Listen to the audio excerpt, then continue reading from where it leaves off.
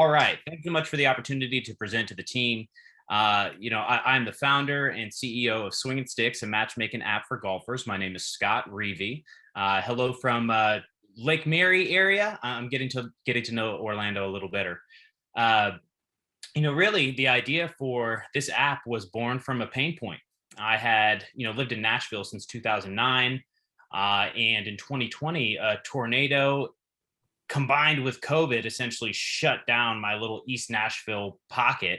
And I found myself in small town Florida, working remote, completely isolated.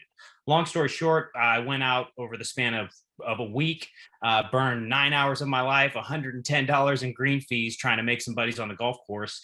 And, at the end of the day, I thought to myself, hey, there's got to be a better way to do this. I didn't find what I was looking for on Google. So I just took to my sketchbook and drew out some wireframes. I connected with the team on Upwork, built an MVP, have spoken with over 300 prospective users. Sometimes those conversations, as you can see in that saw in that document, those conversations can be one-on-one, or it can be two groups as large as 80 for chamber events and the like. But ultimately, I think there's a real opportunity here. A little bit of background on myself. I have been in the executive healthcare space. I am currently in B2B SaaS sales. My claim to fame from my time in Nashville, I wrote a song that's on As the World Turns. So every now and then somebody in Japan hears my music, and that's great. I also did a dual master's at Vanderbilt, which is how I ended up in Nashville to begin with. So, I showcase this for anybody that doesn't know me to just highlight that I've got a track record of taking on, bigger problems, whether they're more institutional or creative. But what I'm trying to solve for here is that as a solo golfer or part of a group fewer than 4, you have no control over who you're going to get paired with. On top of that, it's hard to find new, like-minded golf buddies. And even for the buddies that you have, group texts are a hassle. So this is a 3-pronged problem, but the solution is a singular app, Swingin Stix. It allows you to join or create public invitations to match with new golf partners, or you can create private invitations to connect with existing partners. Think subgroups, right? Your insurance buddies aren't your high school buddies, aren't your wife's friends, on and on. And ultimately, this allows you to take control of the social aspects of the game. Now, in terms of market size, in 2021, there was 37.5 million active golfers. But more importantly, 3 million of those folks were golfing for the first time. Looking closer at those first-time golfers, women represented nearly 40%, and Black, Indigenous people of color represented 24% of beginners. So what this shows us is there's a huge wave of non-traditional golfers that are entering the game. On top of that, there's 18.5 million people who are interested but inactive. They've played golf before but are not getting out. Why? Well, according to the National Golf Foundation, 60% of that 18 million are not getting out because they don't have somebody they feel comfortable playing with. My app is for them. Now, here are just some screenshots of the MVP that I had built with that Upwork team. I am in the process of going back to the drawing board and building out a new and improved version to take to market. But really, the premise is that the user engagement, the user interface is based on events. There are some other players that are out in the space now, but they don't have the call to action that is required to actually get people off their butts and out onto the tee box. So there's some free user benefits. You can create or join public and private events with existing contacts, view available tee times for courses or simulators in your area. I could talk more about this in the kind of question and answer segment. And also kind of a neat feature, this is going to be an invite only, really network driven app. And it allows you to send 3 private event requests to people that you do not know. And also, as soon as you come onto the network, you can invite 3 of your friends that are already tied in through your social networks, either through a single sign-on with LinkedIn, Google, Facebook, Instagram, or the like. Now, there are some additional options. Really, that $4.99 a month is for that person, that inactive golfer or that new golfer that really needs to break out of their existing contacts. Sure, they can import their contacts and send invites to, people that they already know. But I mentioned that a lot of these new golfers are non-traditional and they don't have the same built-in networks that are there to reinforce new skills. So I think a good portion of people from the conversations that I'm having have a real need for this. Now, the Pro Stix Limited at $4.99 a month, that is for regional invites. There are a lot of people who are traveling regularly for work and want to know who they're going to play golf with before they ever land where they're going. And the Pro Stix National is for them. Yeah, I think that's going to solve a problem for a small percentage of folks, but a percentage nonetheless. Now, in terms of the total golf app landscape, in the top left, you've got, a lot of apps. This isn't comprehensive, but these are the key players that are dealing with skill, right? I want to register my handicap. I want to improve my game. I want a GPS, know exactly how far I am from the hole. That's great. Nothing to do with new social connections. In the bottom left, you've got the behemoths of booking. Some folks don't know it, but Top Golf and other simulators like that actually have very advanced booking systems. Golf Now, many of you are familiar. They fire sell otherwise unused tee times. And then 4Up also handles some booking for the courses as well. But again, with all of those, nothing to do with new social connections. Now, on the right, you see some of the other competitors in the space for matchmaking. There are some lessons to be learned here. Tee Up, if you take a look or try to make a connection, they really just haven't reached that critical mass. The platform is, candidly just not sexy. I'm not drawn to it. I don't want to, it doesn't keep me coming back. Some success stories, Golf Match was able to, get some traction with their users, and they were acquired by Topgolf. Another success story, Dimples, they've got about 25,000 users. They do something that is very similar to the app that I'm bringing to market, except they are in Malaysia and Singapore, and it does not appear that they have any desire to enter into the US market. And even if they did, I'm not sure if the name would translate, which, with my laser focus on South Florida, leaves Swingin Stix in an excellent position to capture some significant market share. Now, I mentioned South Florida. My go-to market strategy is St. Petersburg, Florida. Why St. Pete? There are 3 municipal courses that are all within kind of a 5-mile radius that all use the same booking software. I am in talks with that company to establish an integration for the new version of my app, and they see roughly 20,000 rounds of golf a month. So if I can have just that laser focused little nucleus to have some success stories and build some traction, that seems like the way to go. Target audience is inactive and beginner golfers ages 32 to 77. I acknowledge that's a very wide range, but again, based on the conversations that I have had, that's where the interest lies. You got to play it as it lies, right? And in terms of enrollment activities, 1 million cups. I'm looking to build an email list. I've got about 300 folks on my email list currently. The goal is to have just over 1,000 once the new version of the app is ready. Now, I am seeking seed funding. I'm looking to raise $700,000 with a burn rate over 18 months. As you can see from my layout, the lion's share of that is going to be for marketing. The great thing about this idea is that the tech lift is not that big, right? One of the things that I learned is my beta was built on Swift, but I'm building my new version on React Native so that I can have iOS and Android. Like, those are some of the learning curves. But other than that, the development from an ongoing perspective, not very heavy. It's all about marketing, customer acquisition. In exchange for that seed funding, it's 50% ownership stake. And I've got some projections here that, I do think are in some ways, folks could say aggressive, but in many other ways, I could argue that this is pretty conservative. And that's it. I appreciate the opportunity to present. I'm thrilled to meet other entrepreneurs in the 1 Million Cups Orlando community, and I look forward to any questions or feedback. Awesome, Scott. Thank you for sharing. This is very interesting. I'm not personally a golfer, but I can definitely see what you're trying to do here, and it actually kind of makes sense. So let's get to some questions. I've got a bunch, but Eric is going to start us off with, how will you promote the app to golfers? So can you go into a little more detail on how you're going to spend that $450K on marketing? Yeah, absolutely. In 3 months, I am not going to run right to Google paid ads. Rather, there are a lot of opportunities in St. Pete. If you guys are familiar with that area, going down Central, a lot of these little bars are kind of buzzing with people that are, from the region, yes, but also new to the region. There's one particular place, it's called Par Bar. It's like a mini putt.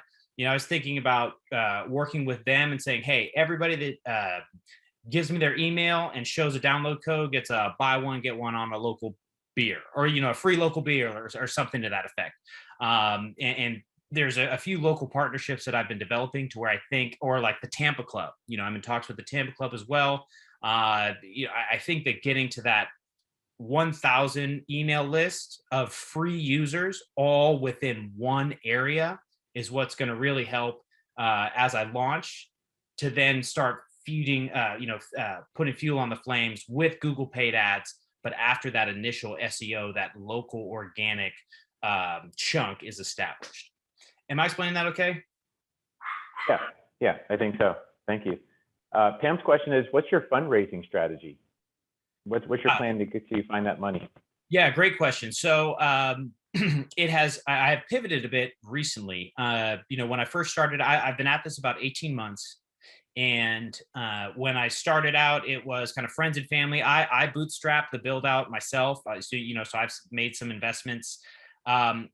Now I am looking more to, I'm using Founder Suite. If anybody is familiar, it's kind of like an investor angel CRM.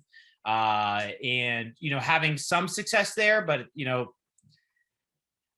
for what I'm trying to raise, 700,000, that's a lot of money. But in terms of seed rounds, that's kind of right in the strike zone for where a lot of South Florida tech companies are able to raise. So I really I'm looking for one or two, maybe three, good investors that can come in as partners and open some doors. So I'm being kind of picky. Is the response. Okay, that's all right. That's all right. Rupert wants to know, how do you differentiate yourself from your competitors? Great question. I do have some ideas on the secret sauce.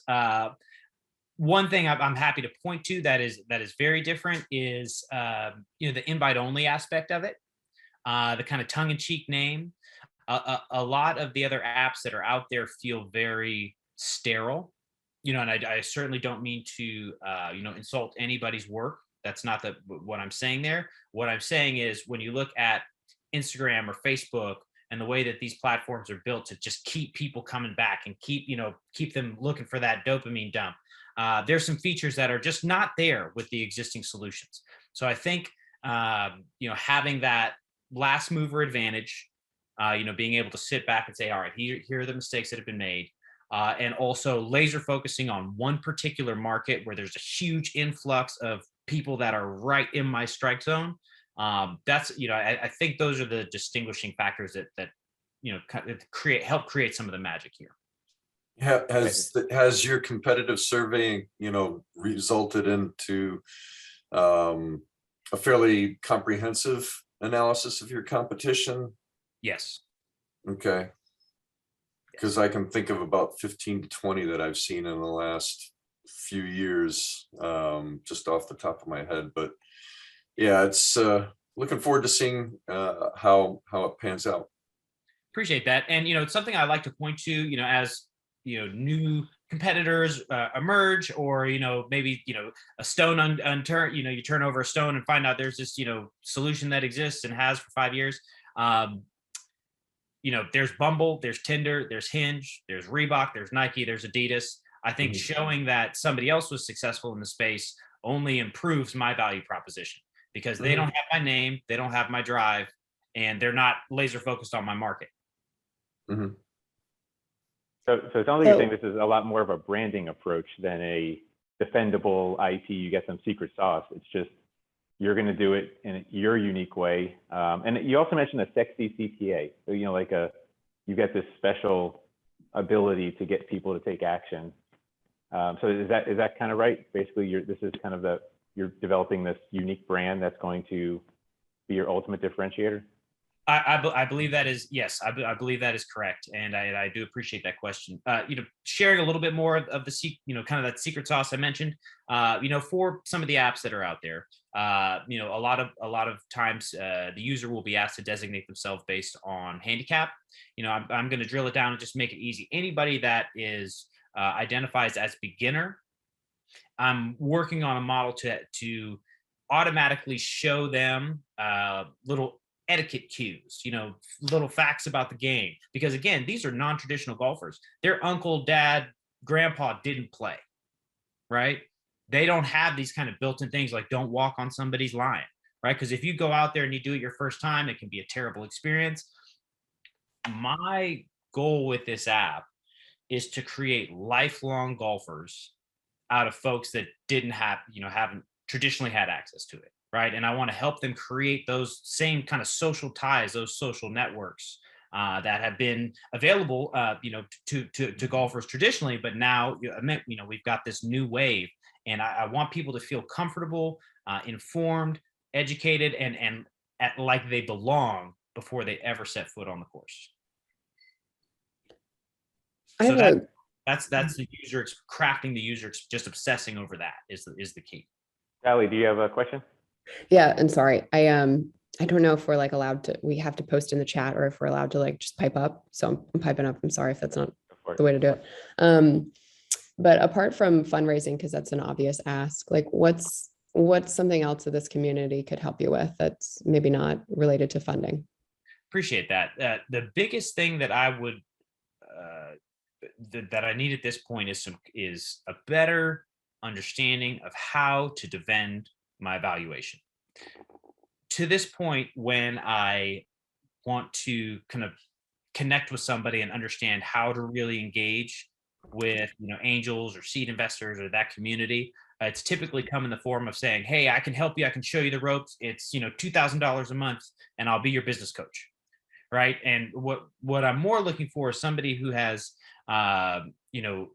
either had a successful exit, is passionate about the game of golf or tech in general, and would be willing to maybe invest and show me the ropes. I've got a ton of drive. I do my homework.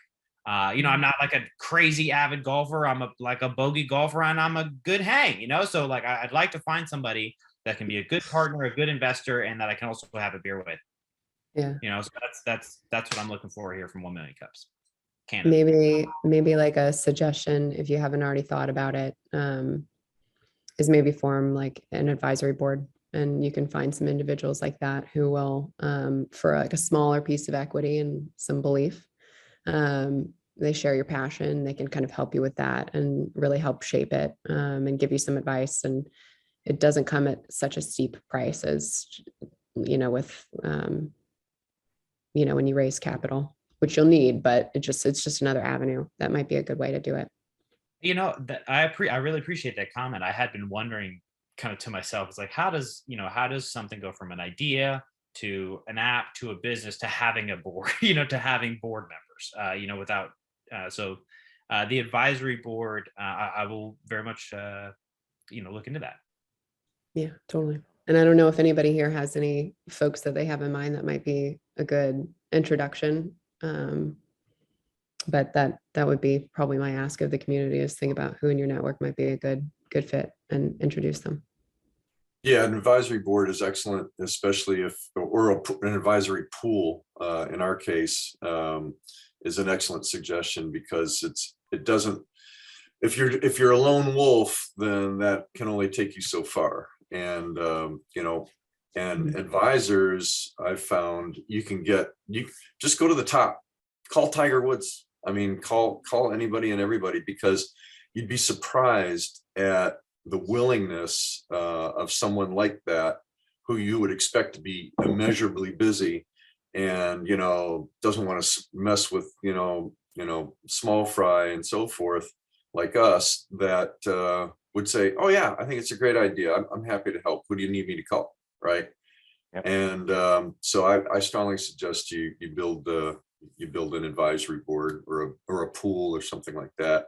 You don't necessarily need to give equity. My pool, I have nearly 50 advisors, and they're all on rev share. So it just depends on how you want to structure it. Yeah, some will do it even for lunch, but that's it just depends. But yeah, I third that suggestion, absolutely. And we're out of time for this, but there's a few more comments and questions in the chat. So just make sure you download that, Scott, and keep all that stuff. And I'm going to send it back to Eric for our final question. All right. Great job, Scott, and thank you for that. I would also suggest you go to the Orlando Magic Innovation Challenge. Very much, Since yeah. it is sports minded. So, but the final question is, what can we as a community do for you? Derek, I appreciate the opportunity. If anybody would be interested in potentially, discussing the advisory board a little further, or has a connection to someone that's in the golf tech space, I have found a development team that is actively working on the new build out. I do have the booking integration that I am targeting, so things are trending in the right direction. If somebody sees a blind spot that I am not considering, please just let me know, because at this point, whether it's optimistically oblivious, it appears that things are trending in the right direction. And I do have some cautious optimism, and I know that there's competitors, but if somebody has a kidney punch, throw it, and I'll thank you for it. Excellent. Thank you very much. Thank you. Share my screen one more time. Scott, I did fix your spelling of your name, so we got that right. Thank you. Next up, we're going to hear from Ren Brady and Oasis Shades. Ren came to us this week. See, this is how quickly we can get you in to a speaking slot. Came to us this week and said, hey, I want to present. And we said, great, we've got an opening. So Josh and Ren worked together and made it happen. And now I'm looking forward to what Ren has to say. Although he is on mute at the moment.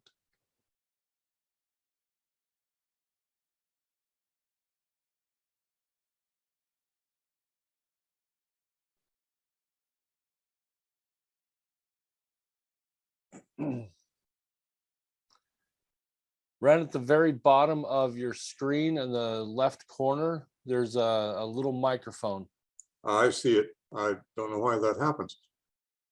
Good morning, everyone. This is an entirely new process for me, having never had to go for outside money, unless you count hitting up mom and dad, that kind of thing. But I'm a few $100,000 into this over the last many years, operating a shade business for counties, cities, schools, both commercial and residential, over like playgrounds, suspension shade between poles or poles to buildings, or with that shade fabric stretch. Anyway, for a number of years, been working on something. I'm going to try to show you a little minute clip if I can make it work. Is anyone seeing that? No, you need to hit the share screen button. Let me get out of here. I don't know what I'm doing. Okay, we'll talk you through it. We'll get there. Just a second here. I should have had my wife stay home today.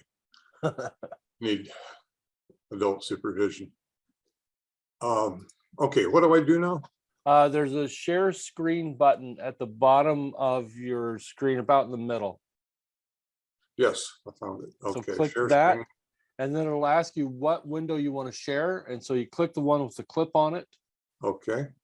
And then click OK. Hit share. Yes. All right. Yeah, I wish I'd have gone through it. Is anyone seeing this? There we go. Yes. Now we can see it. Now you can click play. Okay, let me expand it a little bit if I can figure it out.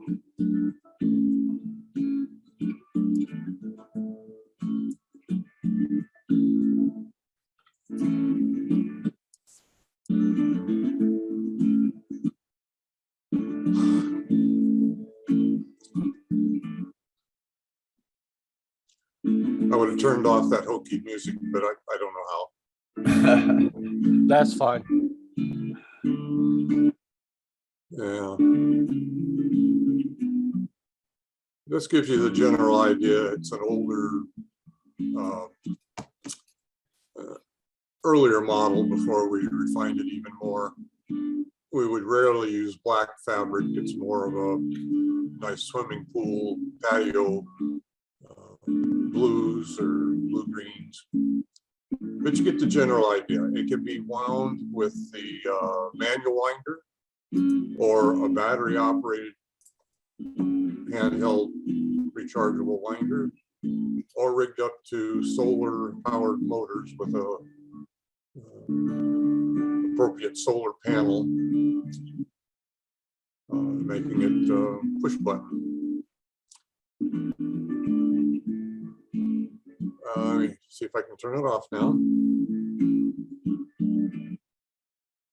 Imagine you're all tired of this by now. All right. That didn't do it. Hover your mouse over the video image. There you go. Yeah. And that's it. You got it. Oh, I put it on pause, but now I got to get rid of it. There Stop it did. share. Okay. Got it. Now you guys are minuscule. Anyway, I've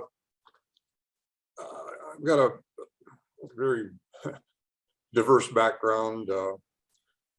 Grew up in a farming community in eastern Washington state, apples, hops, so on. And from the time I was about, after Uncle Sam was done with me, I think I started my first business when I was like 21, 22, a wholesale beverage supply company. Went on to buying or obtaining old Safeway grocery stores, the small ones, and repurposing them because they were going to mega stores. Got into the furniture business. Love working with wood, and we were fourth biggest in the state, I think, other than the Indian Reservation. Anyway, built all kinds of furniture and had our own showroom, distributed all over the that coast for that matter. And then gap there, but I got into my love of flying. I got into manufacturing and helping to invent something called a powered parachute. Triangular vehicle, tricycle type gear, pusher configuration from 40 up to 110 horsepower. Was the first one to invent a two-seater, first one with a three-seater, first one to tow banners, first one to sell to the Department of Defense for some nasty things they did with them remotely piloted. And that brought me to Florida. Having only been here for Sun and Fun a couple of times for business, I had no idea that the weather was flyable most of the year for training and sales and so on. I did that for 12, 14 years until 9/11, and I'll go into that. But I started the shade business. I started this project shortly after moving my then young family here, all fair-skinned and burn easily. Couldn't enjoy our pool and patio nearly as much. It's brutally hot here, and some of us can't take it. So started playing with this idea of an overhead shade. I knew I could just put a suspended shade inside the cage, but it's taking it down if there's a windstorm, or it's just more trouble. It's worth putting it up and taking it down. These things retract in 10, 12 seconds or deploy, and they stay put. Where you retract them to, they lock into place with the mechanism that is also being patented. Everything about this is highly patentable. Done 3 patent searches, 2 with the attorney and 1 on our own over the years, and there's absolutely nothing remotely like this. for specifically for pool screen enclosures. And I work on pergolas and a few other applications, but hooked up with University, UCF Business College, and contacted all the counties, like they told me, all 67 of them, boiled the information down, and with their help, it was determined that the market is in excess of $1 billion over the 20-year life of the patents. And during our market research and development and everything else, I've met a huge number of people in the screen industry and pool industry, and even some home builders that would like to have it as their model home display, making them just a notch above the competition, although I'd make it available to everybody. But everything we've done in the past, the playground stuff, all of that, I'm farming out to a very large company here in Central Florida called Mossy Oak Fence Company, and they're just waiting for me to give them a licensing agreement, free me up to do the overheads. I've waited a long time to launch this and ran out of money.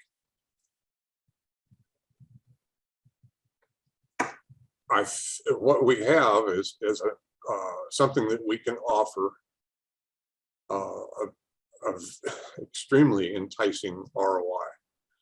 Plus, I will guarantee the patent rights as first and only lien on it for can't mention the company name, but a very large Fortune 500 company willing to buy the patents for 3.2 million. And we never even got into discussions about royalties because there's nothing my business advisors or board members wanted to do. Nor do I. I've ridden this horse too long. I want to drag it over the line. I have set everything up to where I can retire and leave it in somebody's hands, hopefully somebody I have chosen, or possibly the investor if they want to take something on that would be far more profitable, probably than, certainly more than any venture I ever heard of.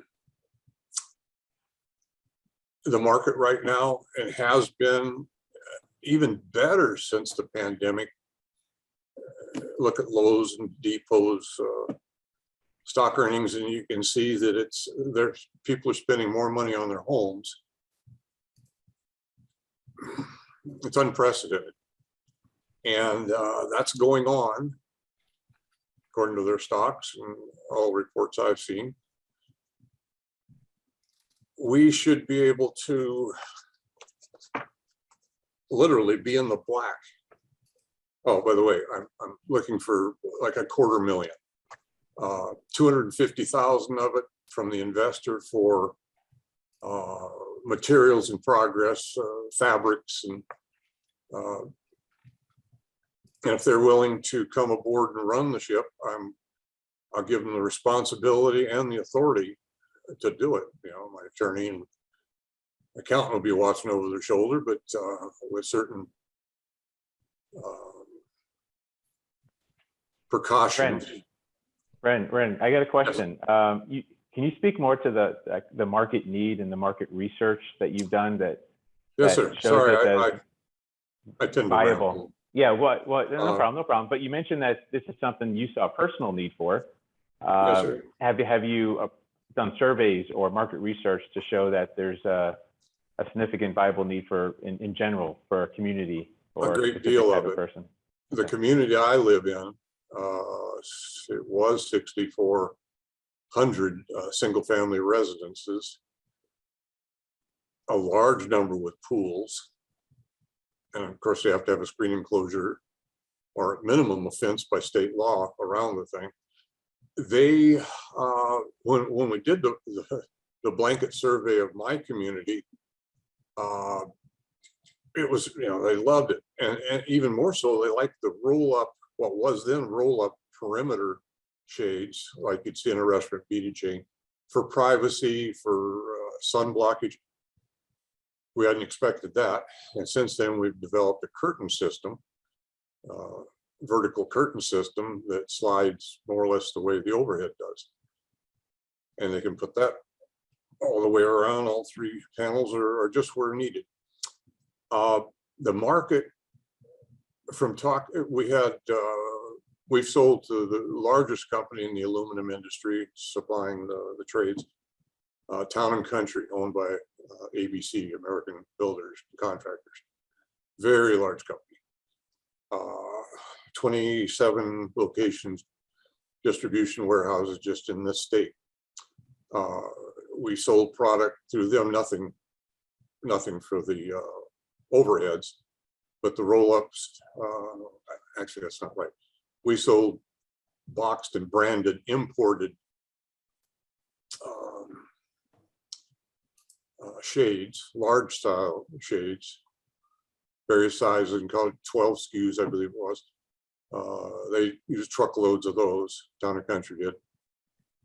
Had a falling out with them because some partners tried, or not partners, some people that were just involved a little bit in the company, tried to pirate my company.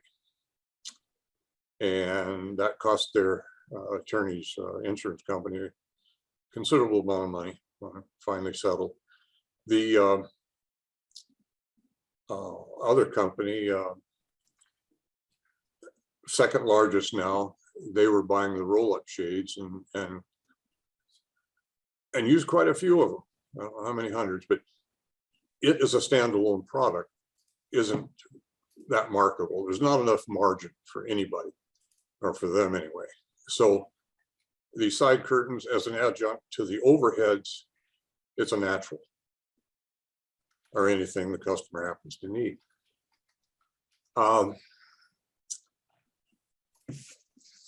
Hey, Ren, Eric would like to know, have you asked the larger manufacturers, like in some of the OEMs, to be investors in this? Have you approached, like, gone upwards that direction? No. Again, I'm looking for somebody, preferably from Central Florida, ideally from Orlando, that knows what a screen enclosure is working. Nobody likes the heat or sunburns, or having to tell their kids, out of the pool, you're turning beet red. So it's impossible to get a sunburn below this. And you can put them between any of the panels overhead. And for the more diamond, that's for the dome style. For the, like you saw on the film, for the more squared off mansard style, it's one continuous shade that goes far across the deck as they want, from either end to, or both ends to the middle, whatever. The market, judging from what we've done with other shades and the response we've gotten from literally hundreds of screen enclosure manufacturers, all the way down to mom and pop rescreeners. And we'll allow any of them to sell and install our product that are licensed and insured. But I think within 2 to 3 months, we'll be hitting what I call 10 units, 10 sales of whatever size, whether it's one panel or a whole enclosure. Some are a lot bigger than the one you saw in the film, that have 6, 8, 9 overhead panels, which is a lot more revenue. But we figured using an average of 2 overheads and maybe 1 perimeter. Well, the perimeter is not figured into this, I'm sorry, but just the 2 overheads monthly.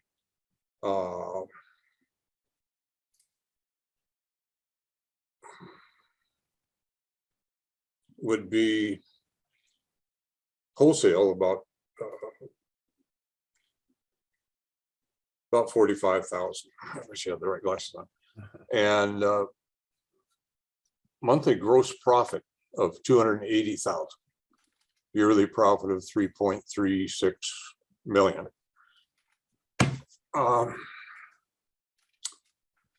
I should have made some crib notes here. The coffee's just not working for me this morning. I'm sorry. That's fine. Ren, can I ask you a nerdy question? Sure. You know, because you mentioned, yeah, not getting sunburn, which is great. That's a nice feature. Is there is there efficiency savings, whether it be evaporation from the pool, efficiency in energy, things like that, quantifiable benefits to this that would be a good selling point? Absolutely. For instance, my sliders, I don't know if you can see them in the background, but they're facing west, or pardon me, north.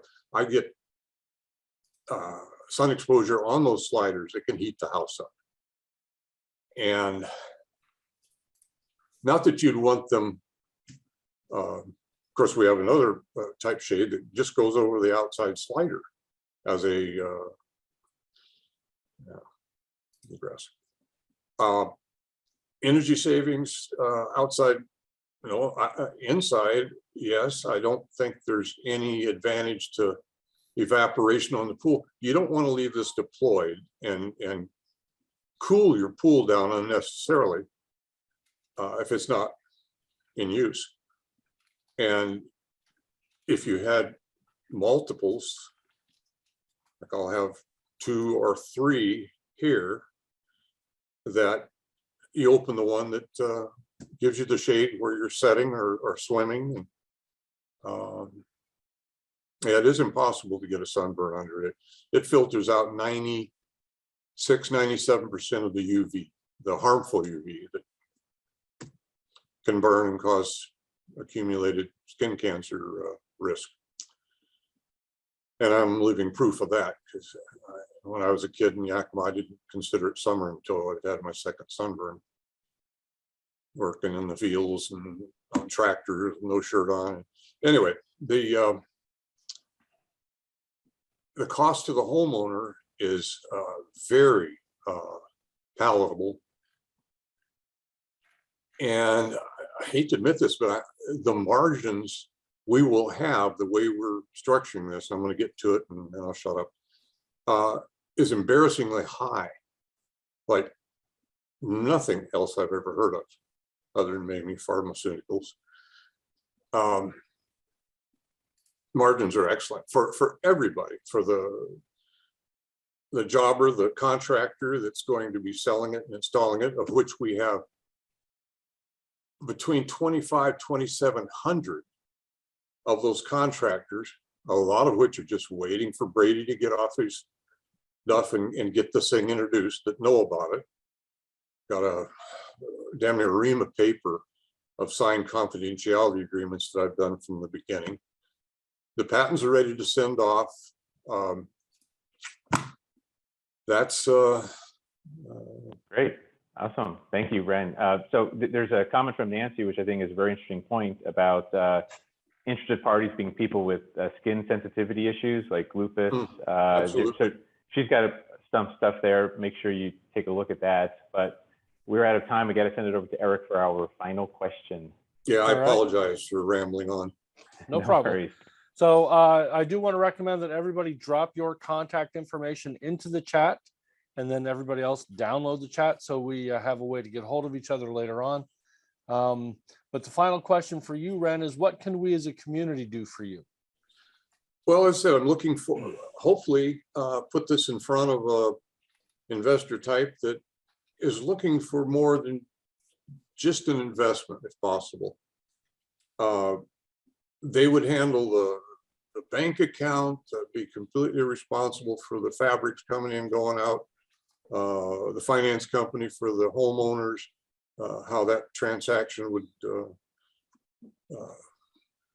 would be handled and how quickly you would get paid. But I don't need to touch a dime. I set this up with the idea of retirement, which is long overdue. Had some hard miles, and I'm ready to turn it over to a qualified person that will run with this. And Lord only knows how big the market is. we know it's going to be more than we can ever fill. Doing 50 units a day, it's really that big. There's millions of swimming pools here. I don't know if anybody says I love other than when we're trying to get a tan. They're being burnt to a crisp. We know the market's there. It's an absolute. And I don't see anything other than a total US economy or world economy collapsing that could stand in the way of it. It's just not. Okay. Can't say this Ukraine thing doesn't have me very much on edge, because I don't know if Putin's the only one with a finger on the trigger. That really scares me. Yeah. Well, what I recommend is that you also leave your contact information in the chat. There's a chat button at the bottom of the screen. You just click that, and then you can, and then the window to type into is at the bottom right of the screen. Put in your contact information too, because I'm sure Yes, a lot of people here have a lot of ideas on how to help you, and maybe ideas on who to talk to. So we definitely want to see this. This sounds like an exciting product, and I definitely want to see this take off. So thank you for coming in.